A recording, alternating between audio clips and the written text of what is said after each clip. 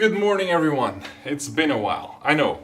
And if you followed me on Instagram, you know why I didn't upload some more car content. If you don't follow me on Instagram, you didn't know. So click on, of course, the follow button on Instagram and you'll receive all the updates outside of YouTube. So I didn't record anything because it's been raining a lot in Switzerland. And it's still a little bit meh outside today, but you know, we're gonna give it a shot. There goes my idea. I don't know if you can see it on camera, but it's actually raining again.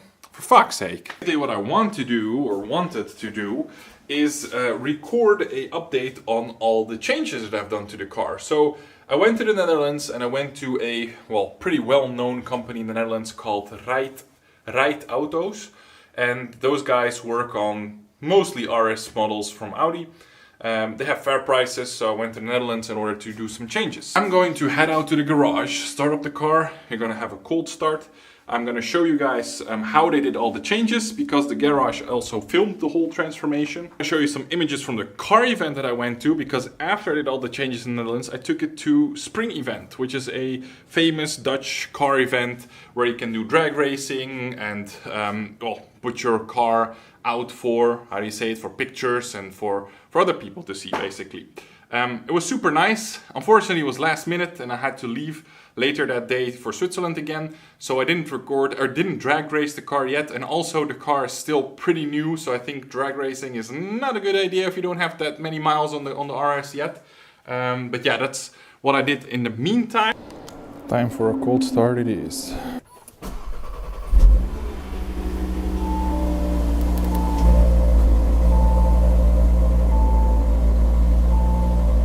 You cannot rev because there's a rev limiter to 4,000 RPM, but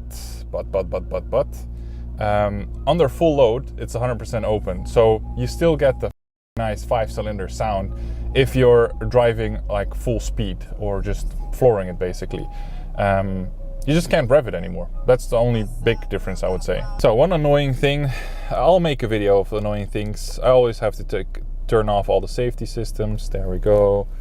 Then turn off start stop because nobody uses that. I will leave traction on because it's raining outside. So let's go for a drive, see if we can warm up the car, see if we can actually, yeah, my car is super dirty, but I'll find a nice spot to show you guys all the changes I've done to the car. Let's warm it up, and of course comfort mode, no shenanigans yet. Let's head over the border towards Germany, since it is so close to my house that it doesn't make sense to go into Switzerland, where they have a lot of speeding cameras and I can lose my license very easily. Welcome guys in the beautiful Switzerland, the first drive in Switzerland. I hope you guys enjoy these kind of videos, because it takes quite some effort to actually link and sync the audio and the video material and yada yada yada. As you can see, the weather has been like this for literally a day straight, so I hope that across the border it might be a bit better. I don't think so, but let's take a look.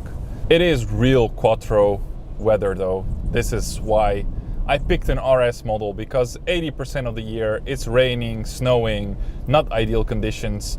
Where I noticed that with my BMW, the rear wheel drive one, you're basically on the edge all the time in order to make sure that you know, don't end up in a tree or something. Yes, I did like the steering more on the BMW, but the RS is just a better all-round performing car. Like for these kind of conditions, weather and 80% of the year, you're faster than 99.9% of the cars out there, and you just can use all the power. It's like, this is, I don't know, it's, for me, it's just such a good car.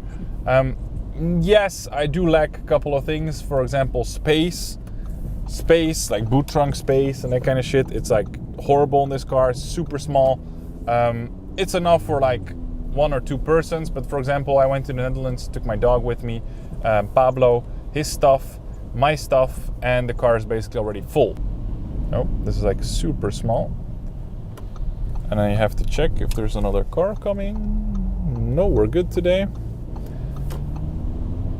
I hope you guys can see this whole castle on the left. If not, you'll see it later, hopefully, on camera. Probably just gets caught out, which is fine. And now we're in Germany. As you can see, it's not that far away. It's literally like 10 minutes from my house.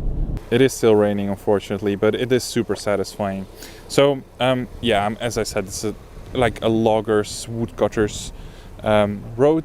What I wanted to show you guys is one of the changes I've done is this absolutely nice and stunning diffuser.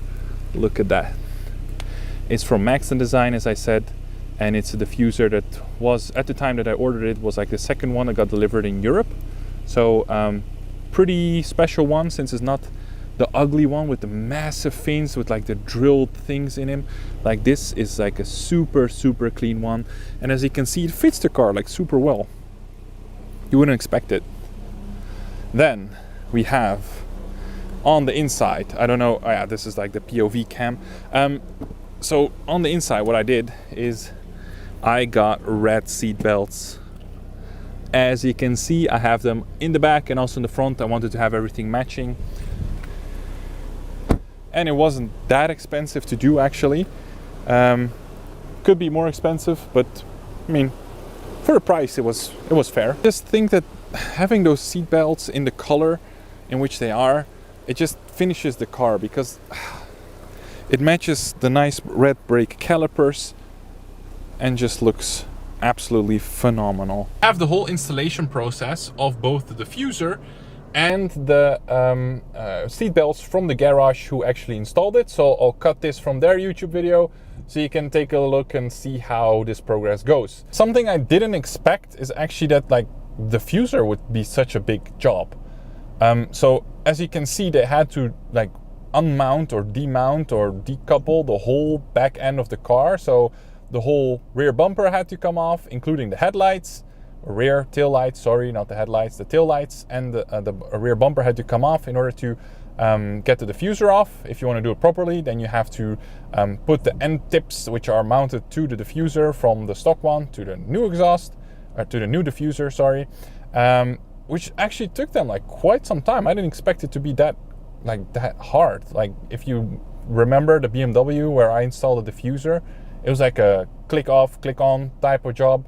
And here was like completely different. En die achterkant van die RS3.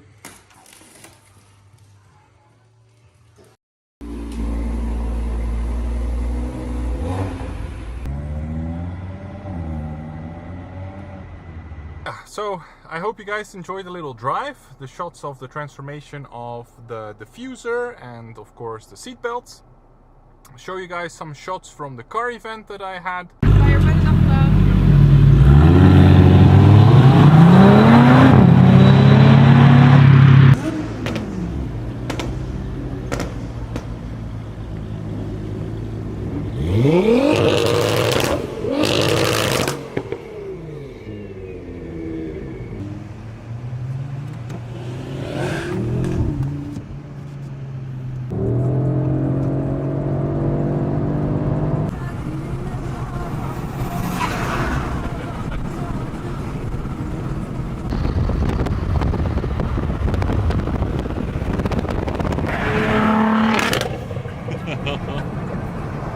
Fucking rain.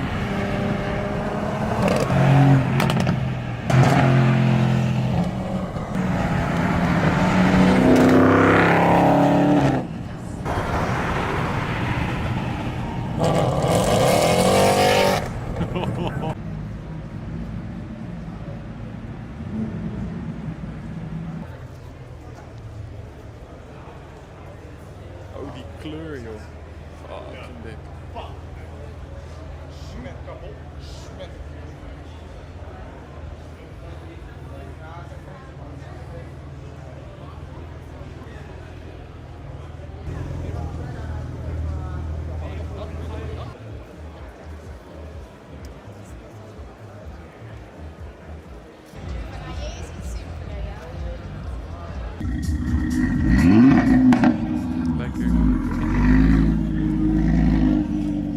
And I will drive home right now. I see you guys in the next video. Videos which are upcoming are going to be the running costs of the RS3.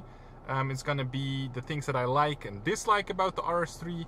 And we're going to have another thing, which is of course a proper review of the entire car. All the things that you need to know if you want to purchase an RS3.